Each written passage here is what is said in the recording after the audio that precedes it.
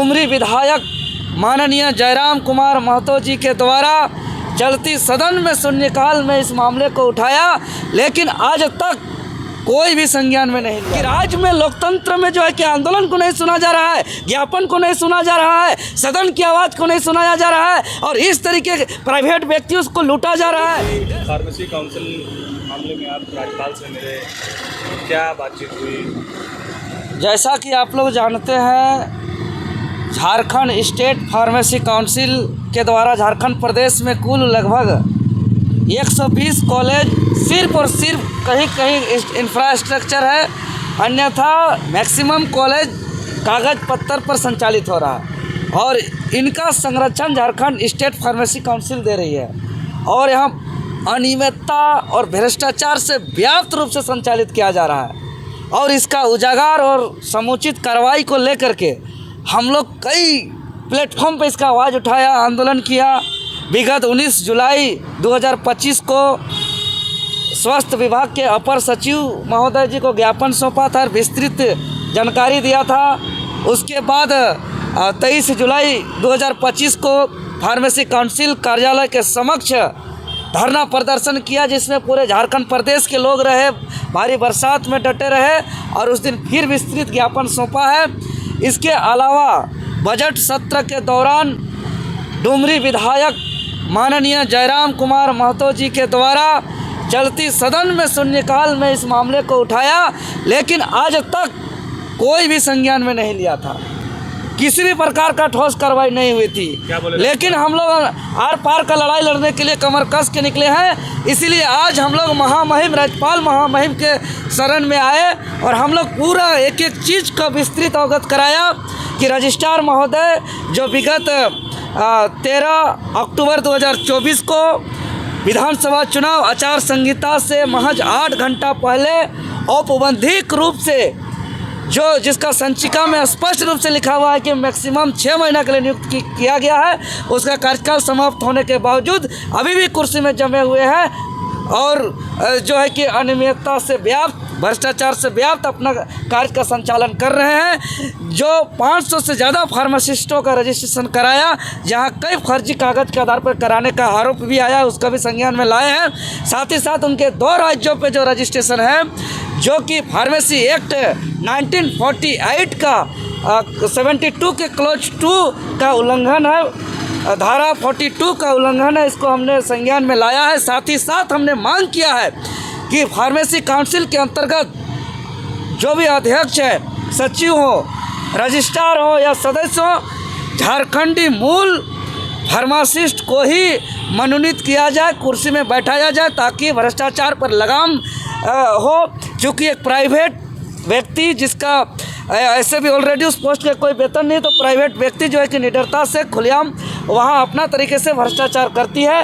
और हमने ये भी जानकारी दिया है, जो अभी 5 मनोनीत सदस्य के लिए जो प्रक्रियाधीन है, जिसमें कई गैर फार्मासिस्ट हैं, जिसमें कई गैर सरकारी फार्मासिस्ट हैं और सभी गैर सरकारी फार्मासिस्ट हैं और उसमें झारखंडी मूल ना के बराबर है। जैसे उसमें स्वास्थ्य मंत्री जो अल्पसंख्यक मुस्लिम समाज से आते हैं, लेकिन मुस्लिम समाज को भी गैर झारखंडी मुस्लिम समाज को बैठाने का साजिश रचा जा रहा है। उसमें जो भी सामान्य वर्ग के समाज से जो लोग आ रहे हैं वो भी गैर झारखंडी हैं।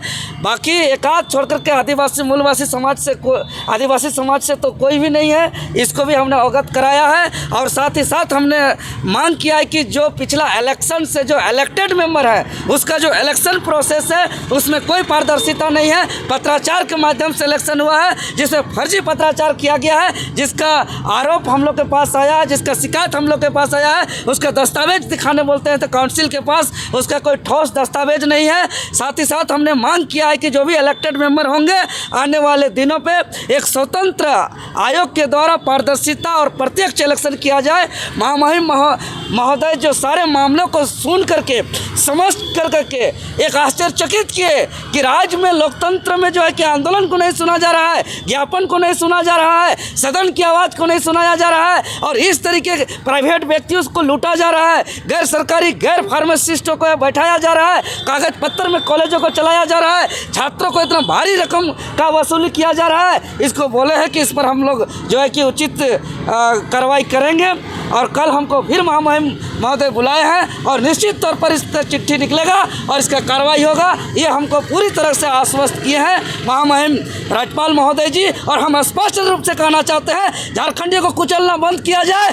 आज झारखंड अलग राज्य के लिए निर्मल महतो, बिरसा मुंडा, सिद्धू कानू ने सीना पे गोली खाया है, शहीद कुर्बानी दिया है कि अलग झारखंड राज्य में झारखंडी आदिवासी मूलवासी यहाँ पे कुर्सी में बैठेंगे। लेकिन कुछ लोग तानाशाही शासन चला रहे हैं, हमारे आवाज़ को दबाने का प्रयास कर रहे हैं और हर कुर्सी में जो है कि गैर सरकारी गैर फार्मासिस्ट वरिष्ठ व्यक्तियों को बैठाया जा रहा है। हम लोग कमर कस लिए हैं, आर पार की लड़ाई लड़ेंगे और हर कुर्सी में झारखंडियों को बैठाएंगे, हर कुर्सी में जो है कि यहाँ के योग्य व्यक्ति को बैठाने का काम करेंगे। इसके लिए हम लोग अपना संघर्ष को जारी रखेंगे। इसके लिए हमारे पूर्वजों ने सीना में गोली नहीं खाया था कि यहाँ झारखंड अलग राज्य होने के बावजूद यहाँ ज़मीन को लूटा जाएगा, यहाँ गैर झारखंडी बैठेंगे, यहाँ छात्रों का शोषण होगा, यहाँ लूट और अत्याचार बढ़ेगा। इसके लिए अलग राज्य का गठन नहीं हुआ था। यह बात हम स्पष्ट रूप से कहना चाहते हैं।